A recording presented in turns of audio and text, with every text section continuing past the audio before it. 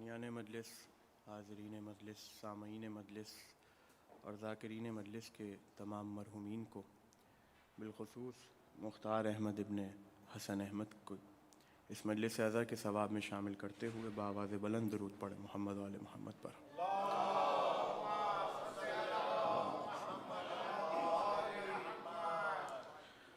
اعوذ باللہ السمیع العلیم من الشیطان اللعین الرجیم، بسم اللہ الرحمن الرحیم، الحمد للہ علی ما انعم وله الشکر علی ما الہم والثناء بما قدم من عموم نعم ابتدأها والسبوغ آلاء أسداها وتمام منن ولها جمع الإحصاء عددها ونأ عن الجزاء يمدها وتفاوت عن الإدراك يبدها وندبهم لاستزادتها بالشكر لاتصالها واستحمد إلى الخلائق بإجزالها واستنى بالندب إلى أمثالها ثم الصلاة والسلام والتحية والإكرام على صاحب السكينة والمدفون بالمدينة والمنصور المؤيد الذي اسمه في السماوات أحمد وفي الأرضين أبو القاسم محمد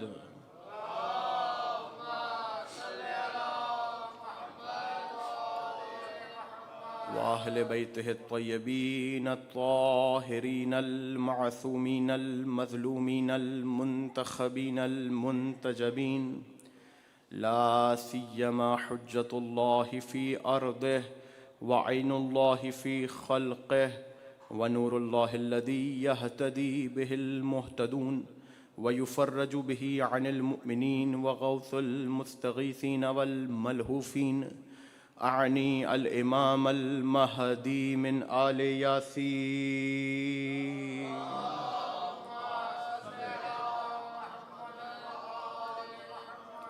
واللعنة الدائمة المستمرة على أعدائهم والمقصرين في فضائلهم والشاكين فيهم أجمعين من الآن إلى قيام يوم الدين. أما بعد، فقد قال الله في محكم كتابه المبين: بسم الله الرحمن الرحيم، يريدون ليطفئوا نور الله بأفواههم واللہ متم نورہ ولو کرہ الکافرون۔ صلوات پڑھیں محمد و آل محمد پر۔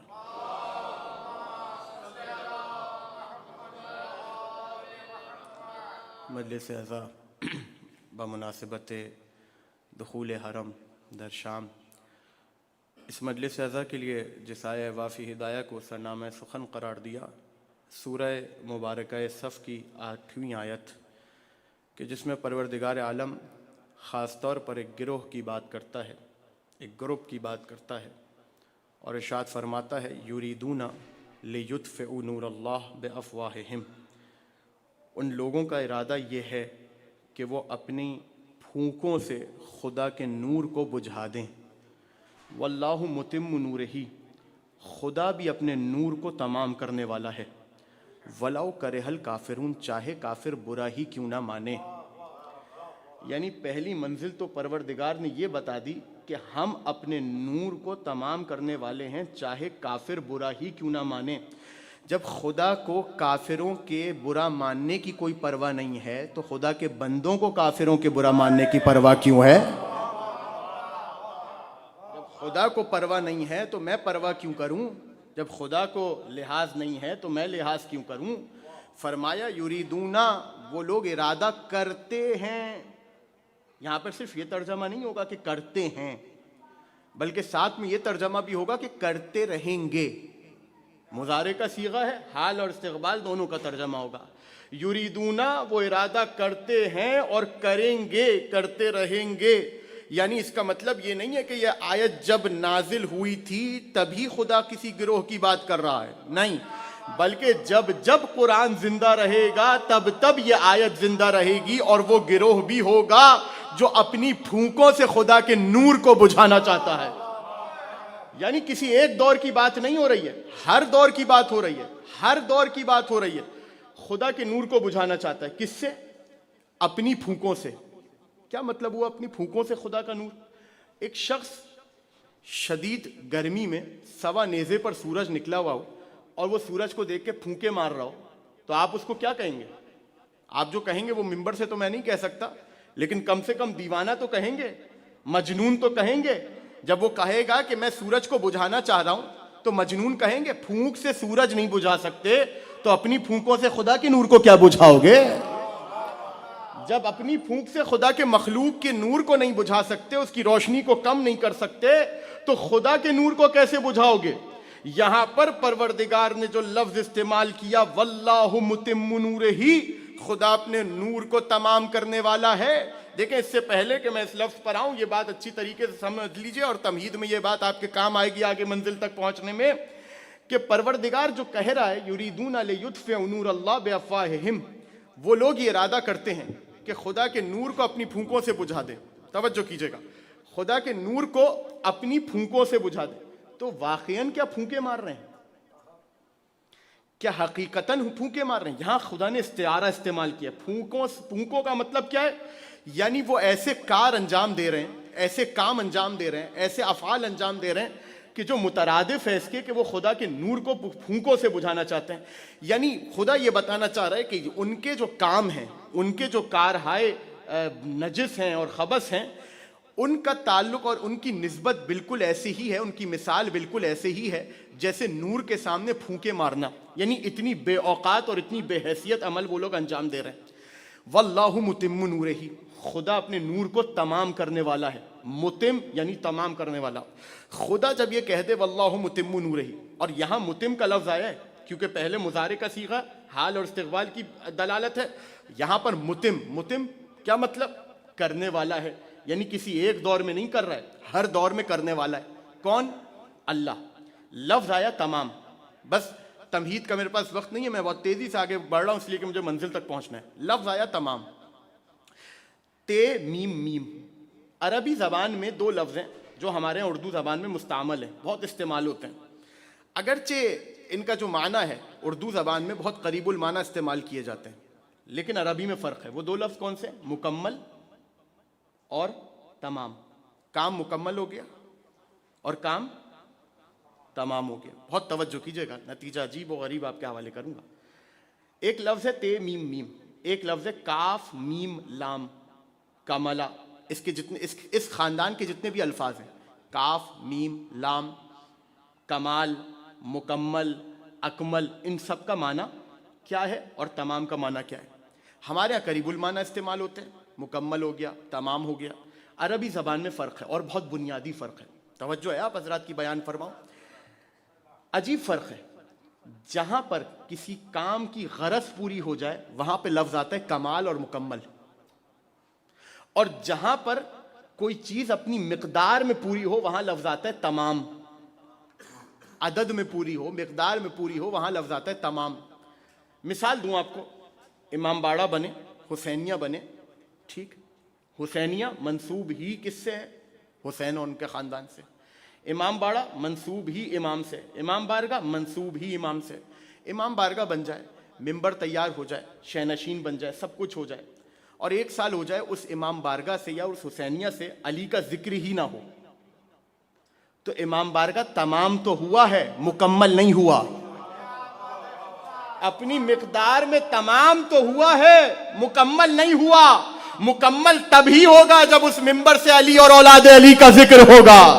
یاد رکھیے گا جملہ آپ کے حوالے کر رہا ہوں، وہ ممبر سید سجاد کے کہنے پر جملہ آپ کے حوالے کر رہا ہوں۔ امام سید سجاد علیہ السلام نے جو دربار میں کہا تھا، یاد رکھیے گا وہ ممبر لکڑی کا ڈھیر ہے جس پر علی اور اولاد علی کا ذکر نہیں ہوتا۔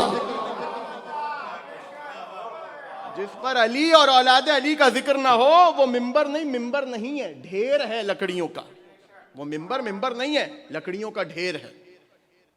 تو فرق سمجھ میں آ گیا دونوں لفظوں کا، مکمل اور تمام. کمال کا لفظ وہاں پر آتا ہے کہ جہاں پر غرض پوری ہو رہی ہو، تمام کا لفظ وہاں پر آتا ہے کہ جہاں پر مقدار پوری ہو رہی ہو. اب آیت آپ کے سامنے پڑھتا ہوں، بہت مشہور و معروف آیت ہے، بچوں کو یاد ہے.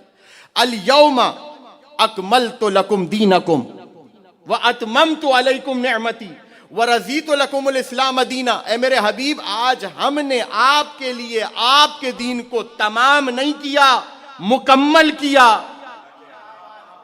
تھوڑی سی توجہ کریں گے، میرے ساتھ بولیں گے تاکہ اندازہ ہو بات آپ تک پہنچ رہی ہے.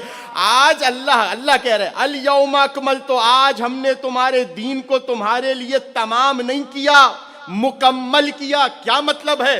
یعنی وہ دین جو آدم سے چلا تھا، نوح تک آیا تھا، ابراہیم تک آیا تھا، محمد تک آیا تھا، وہ دین کے جس میں نماز بھی پڑھائی گئی، روزہ بھی رکھایا گیا، حج بھی کروایا گیا، زکوٰۃ بھی دلوائی گئی، امر بالمعروف بھی ہوا، نہی عن المنکر بھی ہوا، وہ دین کے جو قیامت تک جائے گا مکمل ہو رہا ہے علی کی ولایت پر. یعنی خدا نے بتایا وہ دین جو آدم سے چلا تھا، جس دین کے لیے ہر نبی نے مشقتیں اٹھائی تھیں، محنتیں کی تھیں، صعوبتیں اٹھائی تھیں، وہ دین مکمل ہو رہا ہے علی کی ولایت پر. یعنی مطلب یہ ہوا دین کی غرض سوائے علی کی ولایت کے اور کچھ نہیں ہے. دین کی غرض سوائے علی کی ولایت کے اور کچھ نہیں ہے. واللہ متم نورہ. اب آئیے اس لفظ کے اوپر، الیوم اکملت لکم دینکم واتممت علیکم نعمتی ورضیت لکم الاسلام دینا. اے میرے حبیب، ہم نے آج کے دن آپ کے دین کو آپ کے لیے مکمل کر دیا. واتممت علیکم نعمتی، اور ہم نے اپنی نعمتوں کو تمام کر دیا. کون سی نعمتیں؟ کیا مسلمان اس سے پہلے کھانا نہیں کھا رہے تھے؟ کیا غدیر سے پہلے مویشی نہیں پال رہے تھے؟ کیا غدیر سے پہلے اناج نہیں اگ رہا تھا؟ کیا غدیر سے پہلے پانی نہیں برس رہا تھا؟ کیا غدیر سے پہلے روشنی نہیں ہو رہی تھی؟ کیا غدیر سے پہلے شجر نہیں بلند ہو رہے تھے؟ کیا غدیر سے پہلے پھل اور پھول نہیں تھے؟ سب تھا. یہ کون سی نعمت ہے جو غدیر کے دن تمام ہو رہی ہے؟ تمام کا لفظ آتا ہی وہاں پر ہے جہاں پر غرض پوری ہو رہی ہو، جہاں پر مقدار پوری ہو رہی ہو. اس کا مطلب یہ ہے خدا کی نعمتوں کا تعلق مقدار سے ہے. ساری نعمتیں تو مسلمان کھا رہے ہیں، پی رہے ہیں، استعمال کر رہے ہیں. یہ کون سی نعمت ہے کہ جو غدیر کے دن تمام ہو رہی ہے؟ یعنی اب پتہ چلا نعمت خدا کی وہی ہے جو غدیر کے دن تمام ہو رہی ہے. مطلب یہ ہے کہ کل تک صرف لا الہ الا اللہ محمد رسول اللہ کہتے تھے، آج سے علی ولی اللہ بھی کہنا پڑے گا. آج سے علی ولی اللہ بھی کہنا پڑے گا. الیوم اکملت لکم دینکم. یہی وجہ ہے کہ رسول نے غدیر ہی کے دن میں، یہ بات کی بات نہیں ہے، یہ غدیر ہی کی بات ہے کہ رسول نے فرمایا میرے بعد 12 ہوں گے، میرے بعد 12 ہوں گے، پہلے علی ہوں گے، آخری امام زمانہ ہوں گے. صلوات پڑھے محمد و آل محمد.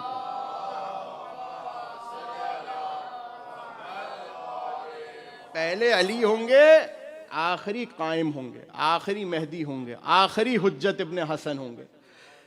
لفظ سمجھ میں آ گیا؟ تمام. واللہ متم نورہ، خدا اپنے نور کو تمام کر کے رہے گا. مطلب کیا خدا کا نور تمام نہیں ہے؟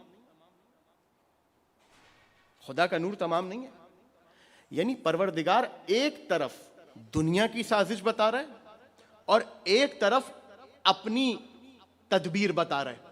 دنیا سازش کر رہی ہے کہ خدا کے نور کو بجھا دے، خدا کی تدبیر یہ ہے کہ خدا اپنے نور کو تمام کرنے والا ہے. کس طرح تمام کرنے والا ہے؟ کس طرح تمام کرنے والا ہے؟ حضرت آدم سے لے کر ختمی مرتبہ حضرت محمد مصطفیٰ صلی اللہ علیہ وآلہ تک، اللہم صلی علی محمد وآلہ. ہر نبی آیا اور ہر نبی نے آ کر اپنی حجت کو تمام کیا. حضرت موسیٰ کا دور جو سب سے زیادہ پرومیننٹ ہے، کتنے حربے استعمال کیے گئے کہ موسیٰ اس دنیا ہی میں نہ آئے.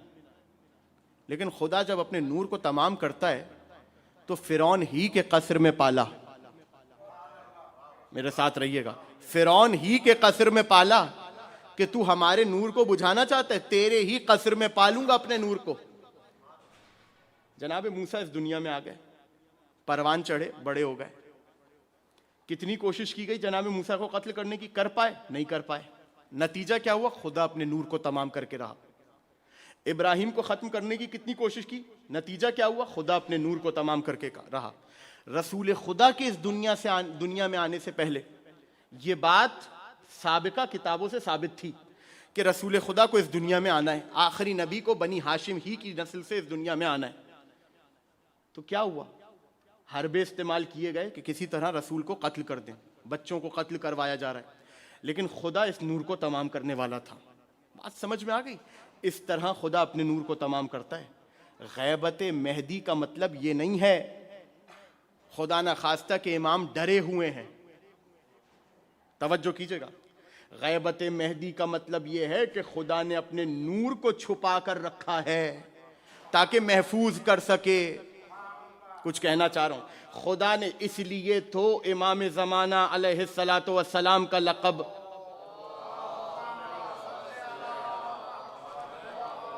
امام کا لقب ہے بقیت اللہ، اللہ کا بقیہ، یعنی جسے خدا بچا کر رکھے، جسے خدا محفوظ رکھے۔ یعنی دنیا جتنی بھی کوشش کر لے صاحب الامر کے نور کو، خدا کے نور کو بجھانے کی، اس نور کو بجھا نہیں سکتی۔ بات سمجھ میں آ گئی؟ جیسے کہ میں نے کہا آغاز تقریر میں، کس طرح بجھایا جائے خدا کے نور کو؟ پھونکوں سے بجھایا جاتا ہے۔ استعارہ استعمال کیا، خدا نے کنایہ استعمال کیا، کس چیز کے لیے؟ یہ حربے استعمال کرتے ہیں، یہ سازشیں کرتے ہیں۔ کس طرح کی سازشیں کرتے ہیں؟ خدا کے نور کو بجھانے کی، کبھی قول کے ذریعے، کبھی فعل کے ذریعے، کبھی حکومتوں کے ذریعے، کبھی الٹی سیدھی باتوں کے ذریعے، کبھی تانے تشنوں کے ذریعے، کبھی سب و شتم کے ذریعے۔ لیکن خدا بھی اپنے نور کو تمام کرنے والا ہے، اور اس ادا سے تمام کرتا ہے کہ ان کے اپنی ہی سازش اور ہیلے میں ان کو پھنسا دیتا ہے۔ یہ خدا کا طریقہ کار ہے۔ جناب ہود اپنی قوم کو اسلام کی طرف بلا رہے ہیں، بہت توجہ سے سنیے گا۔ جناب ہود اپنی قوم کو اسلام کی طرف بلا رہے ہیں، دین خدا کی طرف بلا رہے ہیں، توحید کی طرف بلا رہے ہیں، نبوت اور رسالت کی طرف بلا رہے ہیں کہ اتنے میں شداد کی ملاقات ہوئی۔ کہا ہود یہ بتاؤ اگر لوگ تمہارے دین پر آ جائیں، اب ہیلے دیکھیے گا، مجھے جس منزل تک جانا ہے وہ منزل بڑی عجیب و غریب ہے اور آپ کی بہت توجہ چاہیے۔ ہیلا دیکھیے گا کیا استعمال کیا۔ کہا کہ ہود یہ بتاؤ علیہ السلام کہ اگر لوگ تمہارے دین پر آ جائیں، دین خدا پر آ جائیں جس کی دعوت تم دے رہے ہو، تو نتیجہ کیا ہوگا؟ جناب ہود نے کہا خدا جنت دے گا۔ کہا اچھا جنت کیسی ہے، کس طرح کی ہے؟ اب جناب ہود نے بتانا شروع کیا کہ جنت ایسی ہوگی، جنت ویسی ہوگی، نہریں بہہ رہی ہوں گی، یاقوت و مرجان کے قصر ہوں گے، اور یہ ہوگا اور وہ ہوگا۔ تو شداد نے کہا اس میں کون سی بڑی بات ہے، یہ جنت تو میں بھی بنا لوں، بادشاہ تھا، خدا کہلواتا تھا، اس میں کون سی بڑی بات ہے، یہ جنت تو ہم بھی بنوا لیں۔ لیجئے جناب، تمام اپنے کارندوں کو اور معماروں کو حکم دیا کہ جنت بناؤ، قصر بناؤ، بڑے بڑے احاطے بناؤ، کئی ساری دیواریں بناؤ، کئی ساری باؤنڈریز بناؤ، اور یاقوت و مرجان کے اس کے اندر قصر ہونے چاہیے، سونے اور چاندی سے مرصع اس کے محل ہونے چاہیے، یہ دودھ کی نہریں بہہ رہی ہوں، یہ آبشار ہوں، یہ سبزہ ہو اور یہ ہو اور وہ ہو۔ پوری تفصیلات کتابوں میں موجود ہے، میں تفصیل کی طرف نہیں جاؤں گا۔ ساری کی ساری جنت ایک شہر نما جنت بن گئی جس کو ارم کہا گیا۔ ارم ذات العماد، ستونوں والی ارم، اور انگلش میں اگر اس کو کہا جائے تو اوبر کہتے ہیں، انگلش میں اس کا نام اوبر ہے، اس شہر کا نام جہاں پر شداد نے اپنی جنت بنائی۔ اب جنت تو بن گئی اور جنت کا نظارہ بھی کیا، کیا خوب جنت بنی ہے، بہترین۔ شداد اپنے معماروں کی تعریف کر رہا ہے۔ اتنے میں شداد نے کہا جنت تو بن گئی لیکن جنت کا دروازہ نہیں ہے۔ کہا اچھا تو بتائیے کیسا دروازہ بنانا ہے، کتنا بڑا، کتنا چوڑا، کون سی لکڑی استعمال کریں گے اور کون سا لوہا استعمال کریں گے؟ کہا نہیں لکڑی اور لوہے کی بات ہی نہیں ہے، توجہ رکھیے گا۔ کہا لکڑی اور لوہے کی بات ہی نہیں ہے۔ کہا پھر؟ کہا جیسی جنت ہے ویسا دروازہ ہونا چاہیے، ایک کام کرو یاقوت کے 2 دروازے بنواؤ، 2 پٹ بنواؤ، اور یاقوت کا دروازہ، صدر دروازہ یاقوت کا ہونا چاہیے۔ انہوں نے کہا کہ بادشاہ جتنا یاقوت اور جواہرات تھے وہ تو استعمال ہو گئے جنت میں، اب تو ہمارے پاس کوئی یاقوت نہیں ہے۔ دیکھیے گا جب یاقوت نہیں ملا تو شداد نے کہا اچھا ایک کام کرو، پوری جہاں تک ہماری سلطنت ہے وہاں پہ پھیل جاؤ اور تلاش کرو، جتنے یاقوت ملے سب کو لے آؤ۔ تلاش کیا، 2 دن 3 دن کافی دن گزر گئے، جب کچھ نہ ملا تو دیکھا کہ ایک شخص ہے جو یاقوت کے 2 پٹ لے کر بیٹھا ہوا ہے۔ وہ قریب آ گئے، کہنے لگے کہ ہاں بھائی یہ یاقوت کے پٹ بیچنے ہیں؟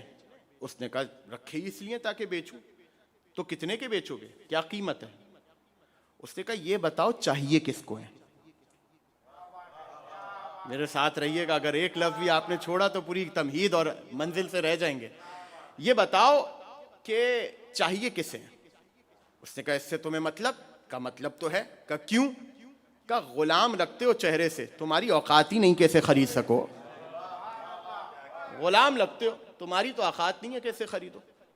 کہا یہ ہمارے بادشاہ کو چاہیے، شداد اس کا نام ہے۔ کہا لے چلو ہمیں اس کے پاس، اسی کو بیچیں گے۔ آئے اس کے پاس، کہا ہاں بھائی کیا سودا کرتے ہو، کیا قیمت کرتے ہو؟ یہ تو بالکل ویسے ہی ہے جیسے ہمیں چاہیے۔ انہوں نے کہا کہ قیمت کیا ہے، کیا لگاؤ گے اس کی قیمت؟ تو اس بیچنے والے نے کہا کہ یہ بتاؤ کہ لگانا کہاں پر ہے؟ اس نے کہا یہ دیکھ رہے ہو ہماری جنت، یہاں لگے گا، اب بتاؤ اس کی قیمت کیا ہے؟ اس نے جیسی جنت کو دیکھا، کہا شداد اس کی قیمت یہ جنت ہے۔ کہاں بیٹھے ہیں، میرے ساتھ رہیے گا، شداد اس کی قیمت یہ جنت ہے۔ کہا تمہارا دماغ خراب ہو گیا، کیا بکواس کر رہے ہو؟ یہ جنت ہم اٹھا کے تمہیں دیتے ہیں، ہم نے بنوائی ہے۔ کہا ٹھیک ہے پھر اگر لینا ہے تو لو، نہیں تو میں چلتا بنوں۔ کہا نہیں رکو، اب بادشاہ تھا، بادشاہوں کے دماغ ایسے ہی ہوتے ہیں، جو چیز پسند آ گئی بس وہ لینی ہے چاہے کسی بھی قیمت پر ہو۔ کہا اچھا چلو ایک کام کرو، 1/3 حصہ جنت کا لے لو تمہارے نام۔ اس نے کہا 1/3 نہیں، چلے میں چلتا ہوں، ساری مارکیٹنگ کی اسٹریٹجیز جانتا تھا، میں چلتا ہوں۔ کہا اچھا سنو 2/3 جنت لے لو۔ کہا بادشاہ جب 2/3 جنت دے ہی دی تو 1/3 بچا کے کیا کرو گے؟ کہا چلو ٹھیک ہے جنت تمہارے نام کی، پروانہ منگوایا، اس کے نام کیا اور اسے دے دیا، پٹ لیے اور لگا دیے۔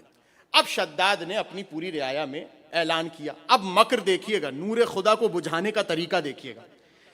کہا دیکھو بھائی ہود نے تو تم سے جنت کا وعدہ کیا تھا، لیکن ہود تمہیں جنت دکھا نہیں سکے، میں تمہیں جنت دکھاتا ہوں۔ اگر تم ہود کے دین پر چلو گے تو ایک فرضی جنت وہ تمہیں بتائیں گے اور تم اسی کے پیچھے چل دو گے، میں تمہیں حقیقی جنت دکھاتا ہوں۔ جنت تیار ہے، جو ہمارا کلمہ پڑھے گا، جو ہماری توحید کو مانے گا، جو ہماری خدائی کو مانے گا، ہم اسے جنت میں داخل کر دیں گے۔ اور یہ کہنے کے بعد اس نے تمام رعایا میں اعلان کر دیا کہ فلاں دن فلاں وقت سب جمع ہو جائیں، اس لیے کہ جنت میں شداد اپنے جاؤ حشم کے ساتھ داخل ہوں گے اور ساری رعایا کو اپنے ساتھ لے کر جائیں گے۔ وہ دن آیا اور وہ وقت آیا، شداد ایک مرصع سواری پر بیٹھا سونے چاندی کی، اور بادشاہوں کی طرح حشاش بشاش ہو کر چلا ہے اپنی جنت کی جانب۔ پیچھے پوری رعایا اور سب کے دہن باہر نکلے ہوئے، کھلے ہوئے، زبانیں باہر نکلی ہوئے، شجدر دیکھ کر کیا جنت بنائی ہے، ارے جس کی دیواریں ایسی ہوں، جس کے اطراف ایسے ہوں، اس کا داخلی حصہ کتنا خوبصورت ہوگا۔ اب سب شداد کے پیچھے پیچھے آگے بڑھ رہے ہیں، آہستہ آہستہ باوقار بادشاہت کے قدموں سے آگے بڑھ رہا ہے، خرامہ خرامہ آگے بڑھ رہا ہے، یہاں تک کہ جنت کے دروازے پر پہنچا۔ وہی بیچنے والا جس کو جنت بیچی تھی وہ سامنے آ کر کھڑا ہو گیا۔ ہاں بھائی شداد میاں کہاں چلے،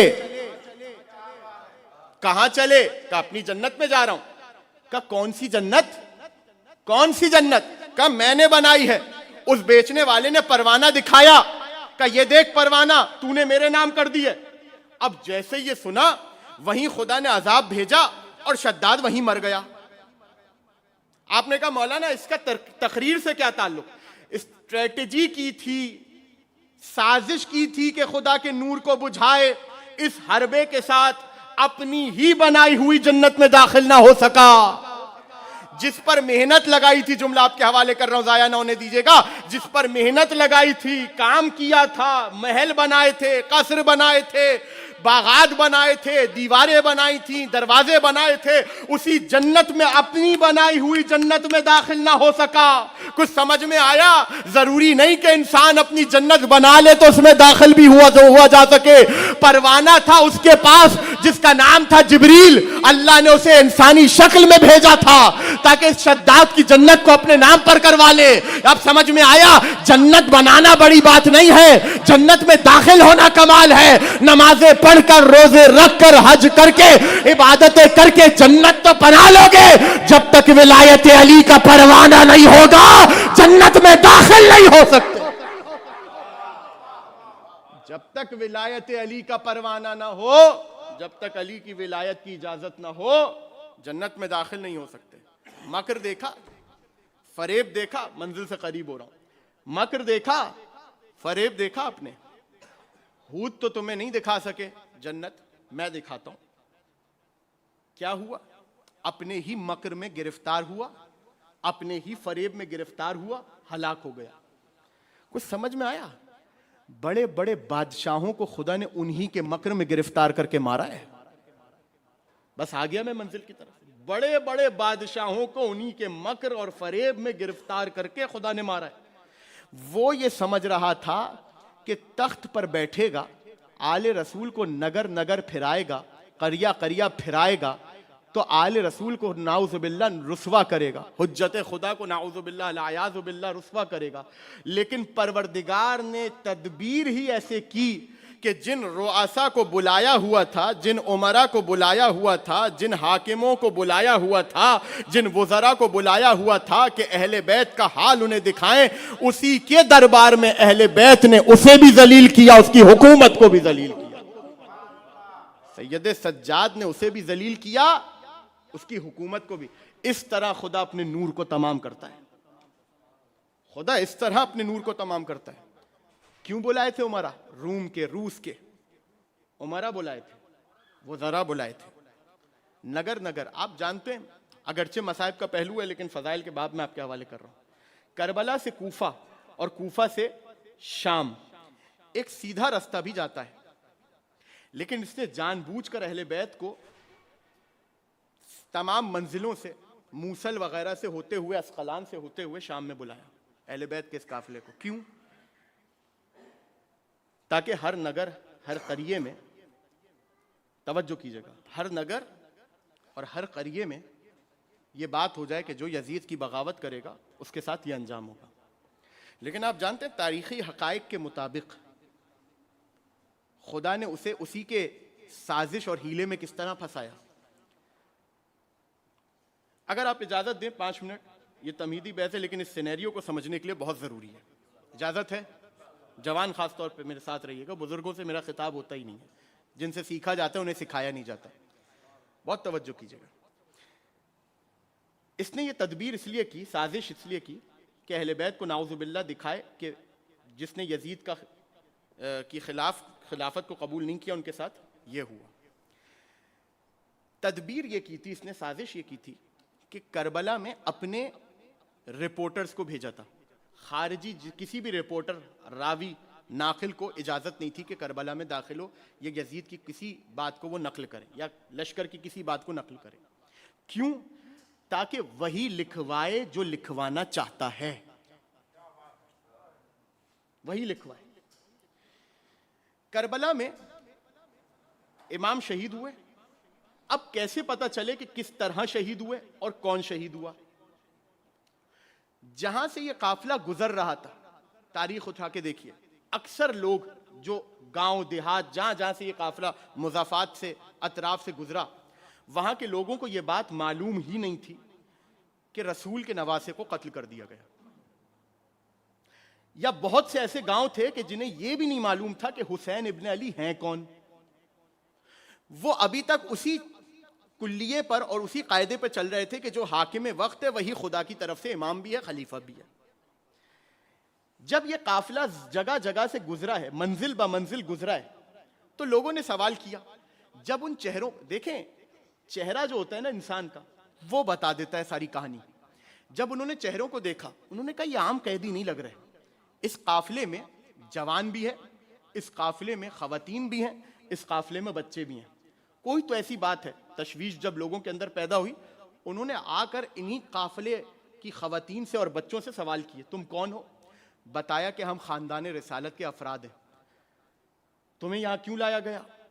کہا ہمیں گھیر کے کربلا لایا گیا تھا, ہمارے اوپر یہ ظلم ہوا. یعنی وہ یہ چاہتا تھا کہ یزید کی خلافت اور مضبوط ہو. یہاں اہل بیت کو مختلف راستوں سے, قریوں سے, نگر سے گزارا گیا, اور نتیجہ کیا ہوا کہ وہ لوگ کہ جنہیں حسین ابن علی کے بارے میں معلوم نہیں تھا, وہ یہ جان گئے کہ رسول کا نواسہ کون ہے. یہ ہے واللہ متم نورہ, خدا اپنے نور کو تمام کر کے رہے گا. اس طرح پروردگار نے اپنے نور کو تمام کیا. اور جب اسقلان پہنچا ہے یہ قافلہ, کتنے افراد ایسے تھے؟ صلوات پڑھیں محمد والے محمد.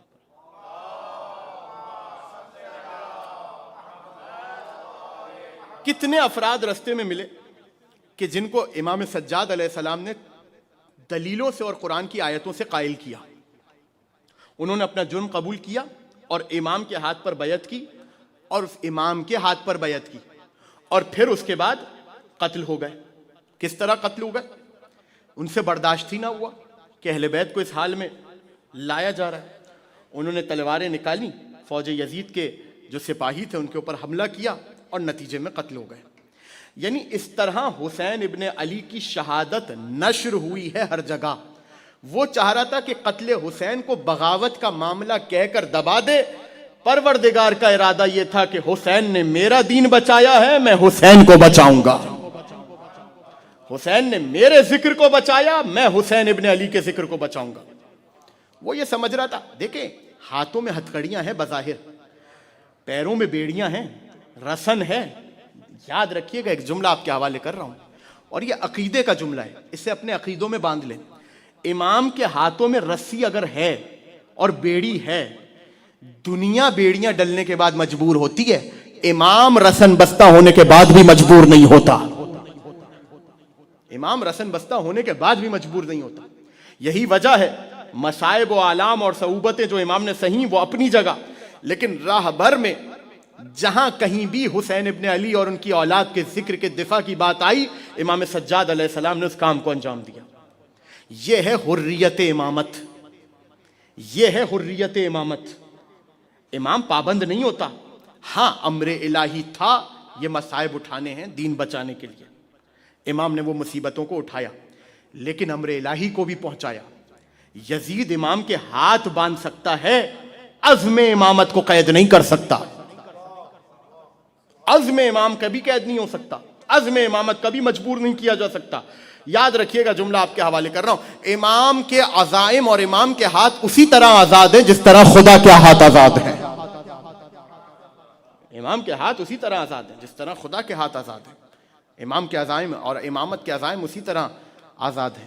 کوئی سازش, کوئی ہیلا اس نور کو قید نہیں کر سکتا, اس نور کو ختم نہیں کر سکتا. یہ نور نور ہدایت تھا.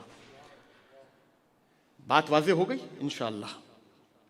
سہل ابن سعد رسول خدا کے صحابی, وہ یہ کہتے ہیں کہ میں زیارت کی غرض سے مدینے سے نکلا تھا اور شام پہنچا.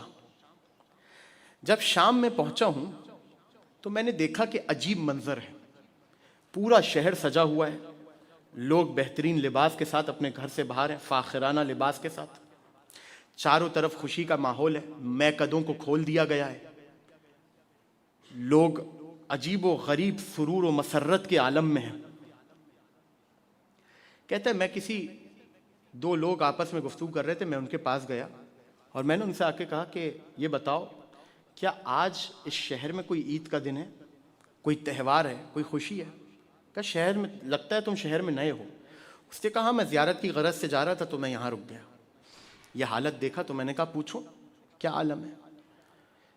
کہا ہاں, اصل میں آج خلیفہ وقت کے خلاف جس نے بغاوت کی تھی اس کا سر کاٹ کر لایا جا رہا ہے. کہا اچھا بتاؤ وہ کون ہے؟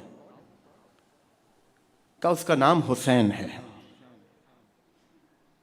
اس کا نام حسین ہے. کہا اچھا حسین, پورا نام کیا ہے؟ کہا اس کا نام حسین ابن علی ہے. سہل بن سعد کہتے ہیں جیسے ہی حسین کا نام آیا میرا دل گھبرا گیا، میرا کلیجہ حلق کو آ گیا. میں نے کہا یہ بتاؤ کیا یہ حسین فاطمہ زہرا کے بیٹے کی بات کر رہے ہو؟ اس نے کہا ہاں فاطمہ زہرا کے بیٹے کی. کہتے دل کو پکڑ لیا، زور سے کہا انا للہ و انا الیہ راجعون. سہل کہتے ہیں میری روح کانپ گئی. میں نے دیکھا کہ کوفے سے آنے والا جو دروازہ تھا شام کا، جو کوفے کی طرف سے آتا تھا، وہ دروازہ کھلا. کئی علم 99 یا 100 علم پہلے اندر داخل ہوئے. میں نے دیکھا علموں کے پیچھے پیچھے کچھ نیزے ہیں اور نیزوں کے اوپر سر ہیں. میں نے کہا یہ سر کس کا ہے؟ کسی نے کہا یہ حسین ابن علی کا سر ہے. اجرکم علی اللہ، یہ حسین ابن علی کا سر ہے.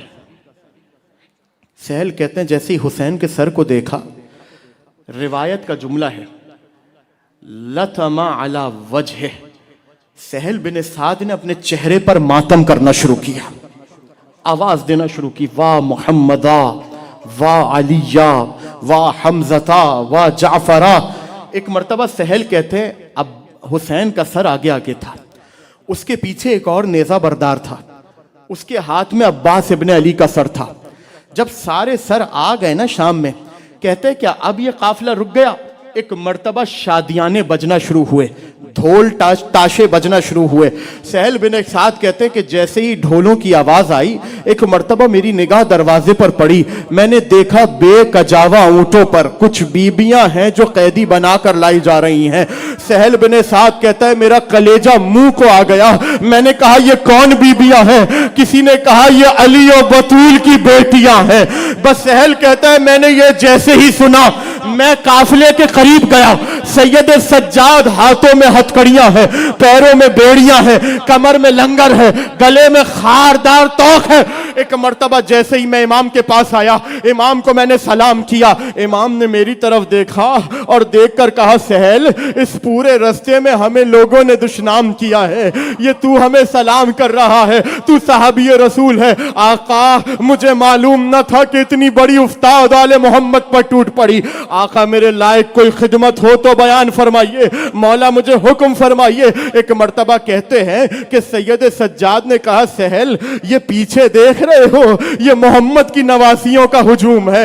ایک مرتبہ سہل قریب آئے اور آ کر جناب زینب کی سواری کے آگے باسد احترام اپنے سر کو جھکا لیا اور جھکا کر سلام کیا، السلام علیکم یا اہل بیت النبوہ، السلام علیکم یا اہل بیت النبوہ، اہل بیت نبوت آپ پر سلام. عزادارو پورا رستہ حصی طریقے سے اس جملے کو سمجھے گا. جناب زینب کے مصائب کو سمیٹ رہا ہوں اس ایک جملے کے اندر، جناب زینب کے کل مصائب کو. پورے رستے جب جناب زینب کو کسی نے دلاسا نہیں دیا، کسی نے تسلی نہیں دی، کہیں سے پتھر پڑتے تھے، کہیں سے تازیانے پڑتے تھے، کہیں سے علی اور اولاد علی کے اوپر سب و شتم ہوتا تھا. اب وہ منزل ہے کہ علی کی بیٹی کو کسی نے سلام کیا ہے، السلام علیکم یا اہل بیت النبوہ. ایک مرتبہ بی بی نے غربت کے عالم میں پوچھا اے سلام کرنے والے تو کون ہے؟ رو کر کہنے لگا بی بی آپ کے نانا محمد کا صحابی ہوں. ایک مرتبہ جیسے یہ سنا، جناب زینب نے سہل بن سعد کی طرف دیکھا کہ تو سہل ابن سعد ہے؟ جی بی بی حکم فرمائیے. ایک مرتبہ رو کے زینب نے کہا سہل ابن سعد کیا تو نے دیکھا امت نے ہمارے ساتھ کیا کیا؟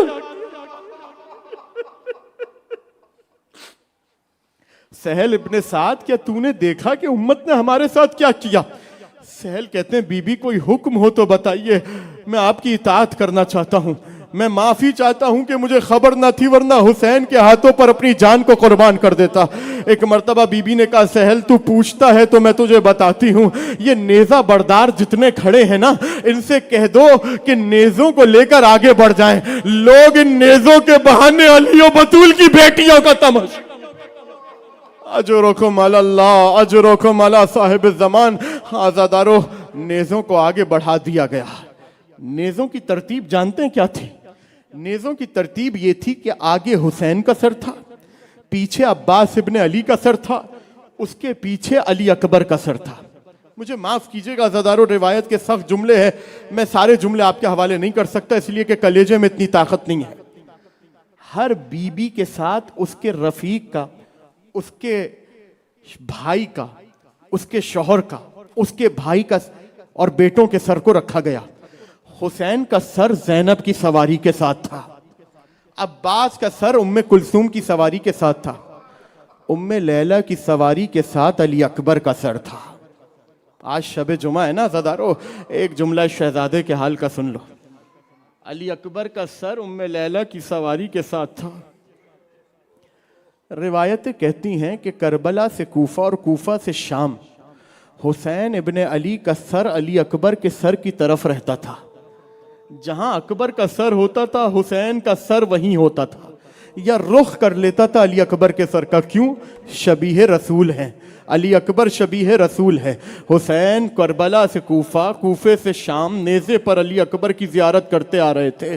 عزادارو حسین وہ واحد مظلوم ہے جسے شہادت کے بعد بھی ستایا گیا۔ جملہ آپ کے حوالے کر رہا ہوں عزادارو، جس طرح جناب سیدہ کو آپ کا گریہ پسند ہے نا، اسی طرح گریے کی بلند آوازیں بھی بہت پسند ہیں۔ اپنی ہائے کو بلند کیجئے گا۔ عجیب جملہ روایت کا آپ کے حوالے کر رہا ہوں۔ کہتے ہیں کہ ایک مرتبہ ملعونوں نے یہ سازش کی کہ حسین کو ستاتے ہیں، علی اکبر کا سر نیزے سے اتار کر ایک صندوق میں بند کر دیا۔ حسین کو جب اکبر کا سر نہ ملا، اگلا دن آیا، کیا دیکھا کہ نیزوں پر سارے سر ہیں، حسین کا سر نہیں ہے۔ وہ تازیانہ لے کر سید سجاد کے پاس آئے اور آ کر کہنے لگے، سید سجاد تمہارے بابا کا سر نو کے نیزوں پہ نہیں ہے۔ ایک مرتبہ امام تھے، سمجھ گئے کیا ماجرا ہے، خود کے ہاتھ آگے بڑھے اور کہنے لگے، یہ بتاؤ میرے بھائی علی اکبر کا سر کہاں ہے؟ جیسے ہی صندوق کے پاس آئے اور صندوق کو کھولا، کیا دیکھا؟ اکبر کے سر پر حسین نے اپنے لبوں کو رکھا۔ اجرکم علی اللہ، اجرکم علی صاحب الزمان۔ حسین نے اکبر کے لبوں پہ، اکبر کے رخساروں پر اپنے لبوں کو رکھا۔ عزادارو یوں قافلہ شام میں داخل ہوا، چاروں طرف سے شور و شرابہ تھا، چاروں طرف سے پتھر برس رہے تھے، چاروں طرف سے سیلیاں برسائی جا رہی تھی، تازیانے برسائے جا رہے تھے۔ عزادارو کچھ عورتیں اپنے گھروں کی چھتوں پہ بیٹھ کر، ان کے پاس ہتھیار نہ تھے تو کھولتا ہوا پانی ان اسیروں کے اوپر پھینک رہی تھی۔ عزادارو جانتے ہیں پہلی سفر کو یہ قافلہ شام میں داخل ہوا، اس سے پہلے اسقلان کی منزل، جتنی منزلیں آئی ہیں تقریباً منزلوں میں ہر شہر کو سجایا گیا۔ اسقلان میں یا اس کے بعد مضافات شام میں اس قافلے کو 3 دن رکوایا گیا۔ یزید کو خط بھیجا گیا، اہل حرم کا قافلہ شام سے قریب ہے، اس نے کہا کہ قافلے کو انتظار کرواؤ، ابھی ہم اپنا شہر سجوا رہے ہیں۔ رؤسا کا انتظار ہو رہا تھا، عمرہ کا انتظار ہو رہا تھا۔ عزادارو ہر کوئی اپنی آسائش میں رہ رہا تھا، واحد رسول کا گھرانہ تھا جو کانٹوں پہ سفر کر رہا تھا۔ 3 دن رکوایا گیا۔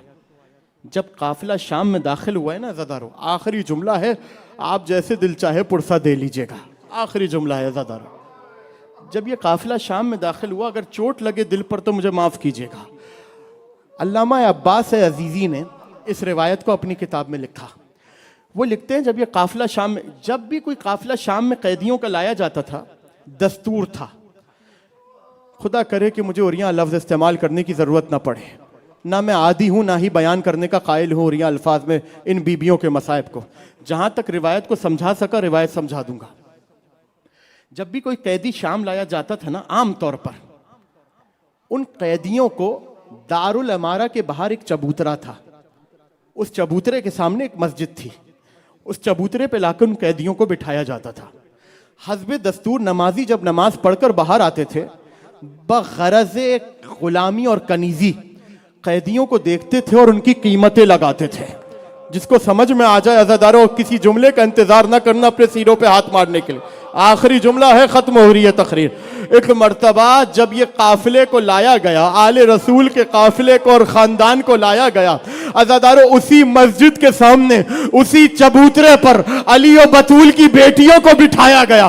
جب بیٹیاں آ کر بیٹھ گئیں، سید سجاد بیٹھ گئے، نمازیوں کا انتظار ہو رہا تھا، نمازی حسب معمول نماز پڑھ کر مسجد سے نکلے، ایک نمازی آگے بڑھا، اس نے بلا تجویز بلا توقف پہلا اشارہ علی کی بیٹی زینب کی طرف کیا، ابھی اشارہ کرنا تھا، کچھ کہا نہیں، سید سجاد آگے بڑھے، بیڑیوں کو سمیٹا، کہا ملعون رک جا، یہ فاطمہ کی بیٹی زینب کبریٰ علی لعنت اللہ علی القوم الظالمین وسیعلم الذین ظلموا ای منقلب ینقلبون۔ بار الہ ہماری اس عبادت کو اپنی بارگاہ میں قبول فرما، تجھے واسطہ محمد و آل محمد کا جتنے لوگ بیمار ہیں ان سب کو صحت یابی، صحت کاملہ اور عاجلہ عطا فرما، تجھے واسطہ محمد و آل محمد کا ہمارے وقت کے امام کو ہم سے راضی و خوشنود فرما۔ پروردگار تجھے واسطہ محمد و آل محمد کا تا دم آخر ہمیں ولایت امیر المومنین پر ثابت فرما، ان کے دشمنوں سے براعت پر ہمیں ثابت فرما، تجھے واسطہ محمد و آل محمد کا بار الہ ہمارے وقت کے امام کو اذن ظہور عطا فرما، ہمیں ان کے آثار و اعوان و انصار میں شمار فرما۔ پروردگار تجھے واسطہ محمد و آل محمد کا ان مجالس اعزا کے لیے، خاص طور پہ سینٹر کے لیے دام درہم سخن قدم جس نے جو بھی تعاون کیا، پروردگار سب کی توفیقات خیر میں اضافہ فرما۔ تجھے واسطہ محمد و آل محمد کا ہماری آنکھوں کو زیارت امام زمانہ علیہ الصلاۃ والسلام سے مشرف فرما۔ ربنا تقبل منا انک انت السمیع العلیم بجائے محمد و آلہ الطیبین الطاہرین۔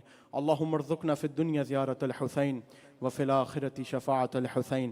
اللہم اکتبنا من زوار الحسین واجعلنا من باکین فی عزاء الحسین۔ اللہم اشرنا تحت لواء الحسین، اللہم اشرنا فی زمرۃ الحسین، اللہم ادخلنا الجنۃ من باب الحسین برحمتک یا ارحم الراحمین۔ ماتم حسین۔